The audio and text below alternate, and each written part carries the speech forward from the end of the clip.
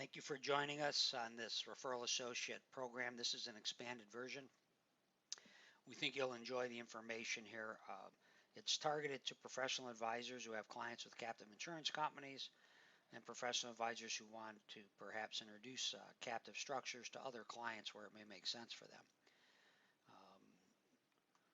I'm Tom Cifelli. I'm the Managing Director of Captive Experts. I practiced a lot of professions during my career, including law, public accounting, and others. I've been Chief Financial Officer with private and public corporations, so I'm reasonably aware of the scope of the implications of a captive insurance arrangement on an enterprise group. I've also worked with several of the top veteran captive management firms in the industry, and there's very few of us who've been looking under the hood and helping improving practice, operations, and standards with leading firms in the industry. Gives us an interesting global kind of view. This video is going to discuss the compensation we offer referral associates who want to participate in client fees for the life of the client relationship. Most of our professional advisors who refer clients don't want to and feel because of conflicts or other reasons that they shouldn't. And that's fine. We can net the fees they would get the clients. We're going to discuss the type of clients that captives make sense for. For those of you who aren't quite yet sure or want to know if things are changing in that area. We'll give you a tax overview, but this is not meant to be a tax webinar. And we'll discuss current IRS audit activity and initiatives and concerns. We like referral associates to be, basically have expertise in captives. We like clients surrounded by well-informed advisors. We think that makes for a more dynamic relationship and a more satisfied client.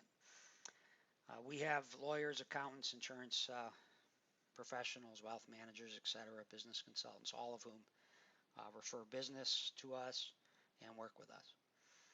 Our main concern is that any referral advisor, if they want to participate in our compensation program, they have to have a sincere desire to help clients with advanced risk management and alternative risk vehicles, and that needs to be their focus. The three ways we work with client advisors: we're subject matter experts that they can utilize to decide what is in a client's best interest and even get proposals from qualified firms so that a client can decide who they want to work with. We can provide direct full turnkey services for captive design, formation, and management. And then we also can perform reviews of existing captives to help improve them or alert you to when they should be wound down and superior programs put in place. Our fee programs are real simple. We expect them to be transparent. We want clients to know who's getting paid what. It doesn't cost clients more. That's very important to know. Clients sure would want to know that, but we don't do that. Our fees, we pay 10% of our fees to our referral associates, and that's of our gross fees, service fees, and also 10% of any pooling fee that might be involved in a transaction that we're managing. And our referral associates, of course, are independent contractors. We don't handcuff you in any way. You can do whatever else you want to do in life, including provide competing services to us. The type of companies captive CICs help principally fall in three buckets. They're going to be companies that are already investing in $1 million or more a year in commercial insurance products. They're going to be companies with significant self-insured risks, or they're going to be companies that have client and customer relationships that are such that a captive might make sense offering insurance to those clients, customers, or employees. Those are third-party risk programs. They're very underutilized in the marketplace still, and there will be a lot of growth in captive designs that incorporate them in the future. If a company's investing close to $1 million in commercial insurance, you can bet that a captive will benefit them. If you can't immediately start reducing commercial insurance expense, you're going to greatly improve the program at a minimum. If you read commercial insurance policies, you'll see they're like Swiss cheese. They exclude all kind of things that are significant risks, of course, because they don't really want to expose themselves to claims. They're trying to make money.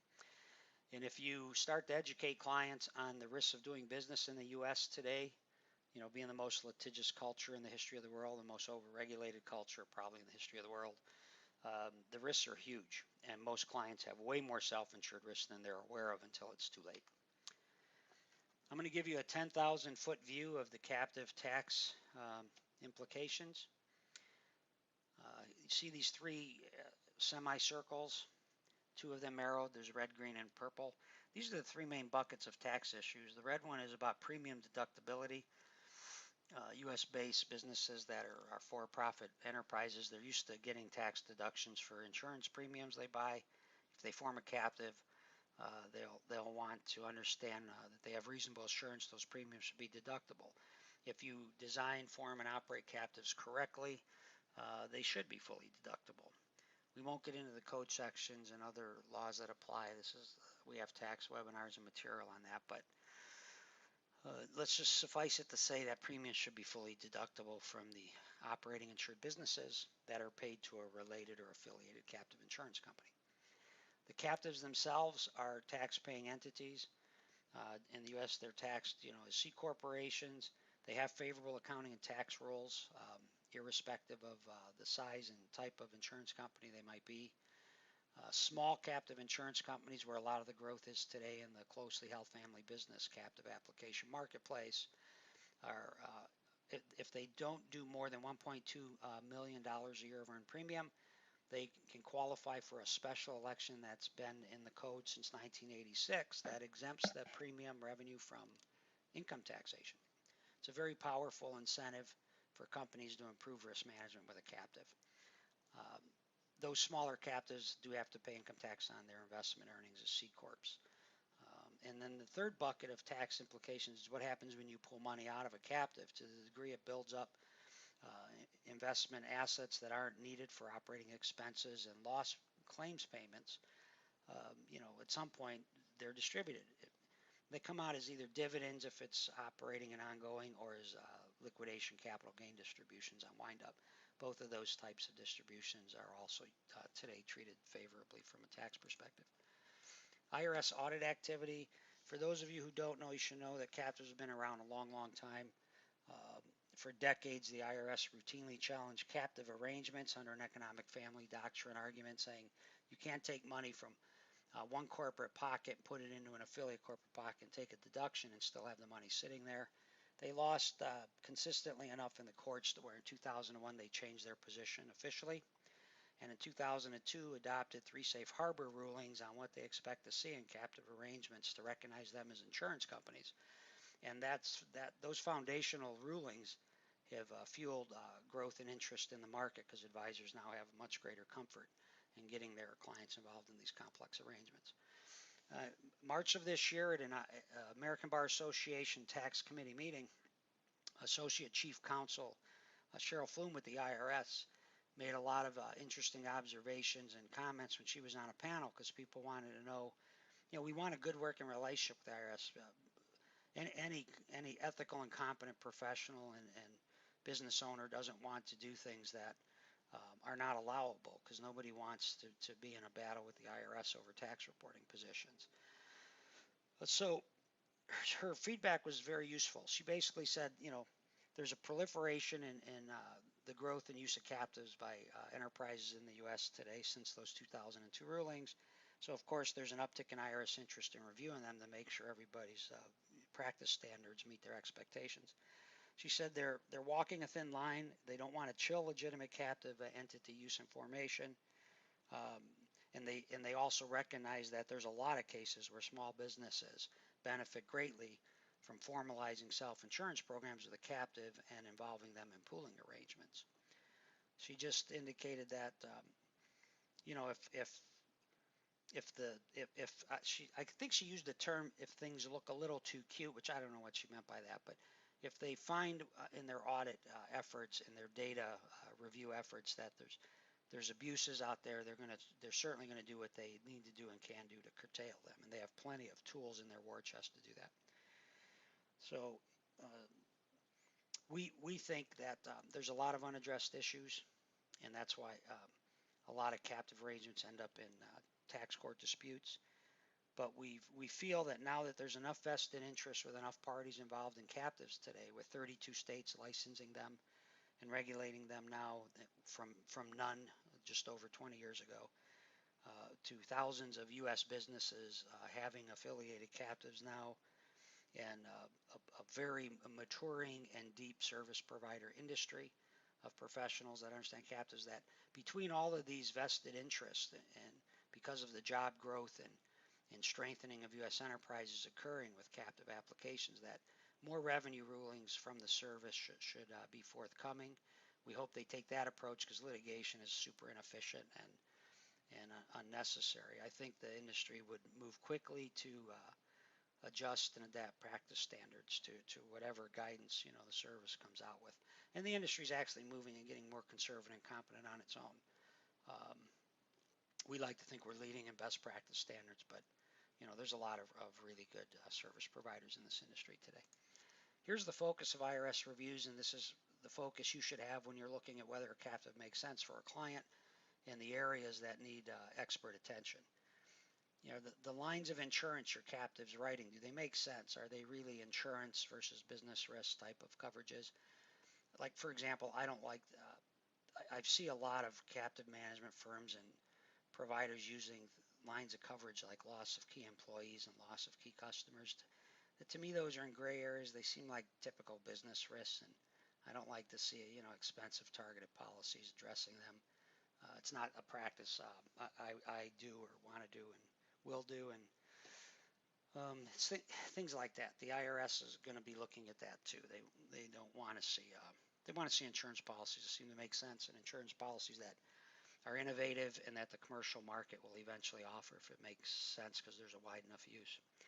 Also, the pricing of policies. Counsel Flume at that recent ABA Tax Committee conference commented on that. She said she's aware of like a New Jersey-based company paying really high premiums to its captive for volcano insurance. She said that doing something like that wouldn't make the captive a sham in the IRS's eye, but the premium should be extremely small because that risk is pretty remote and not a common risk of concern. Also, insurance policy periods and practices. I expect to become a greater concern of theirs. I have real high-level practice standards on that. I just don't think backdating anything makes sense. I like prospective policy periods. I don't recall ever buying a commercial insurance policy that's contract term was backdated, even if it had some retroactive coverage provisions. But also risk shifting and diversification, huge area, huge complexity. The three revenue rulings in 2002, that was 2002-89, 90, and 91, they specifically target what the IRS considers requisite risk shifting and diversification to be considered an insurance company for tax purposes. Because for those of you advisors who don't understand this, even though you form a company, you apply for and obtain an insurance license from a regulatory body in a state or offshore domicile, that doesn't make it an insurance company for tax purposes. The IRS has their own criteria they apply, and this risk shifting and distribution area is huge. A lot of the case law is over this as well, including the recent Rent-A-Center tax court case.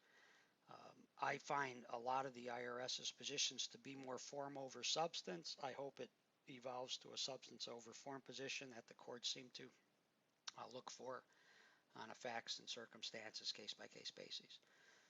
I won't get into detail on that because we cover that in other educational materials for our professional advisory associates. Anyway, the growth in captives will continue, not just in the U.S. but globally.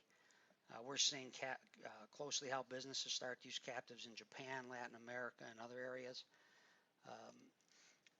Captives are the most advanced, sophisticated tool for improving risk I'm aware of. They're part of the rapidly emerging science of enterprise risk management. As you know, chief risk officers didn't even exist 10 years ago, and now most high-performance companies have them or are looking for one. And the costs are coming down, so more and more companies can afford to, and it makes sense for them to have a captive. Please educate yourself if you want to work with us, or contact us, and we'll help educate you and bring you up to speed. Contact me. Here's my contact information. You can find it on the websites. And thank you for attending this webinar, and hopefully it was helpful and interesting. If your head is pounding or you hear pounding noises, they're actually rebuilding our roof, and it might have been that, not the content. Thank you.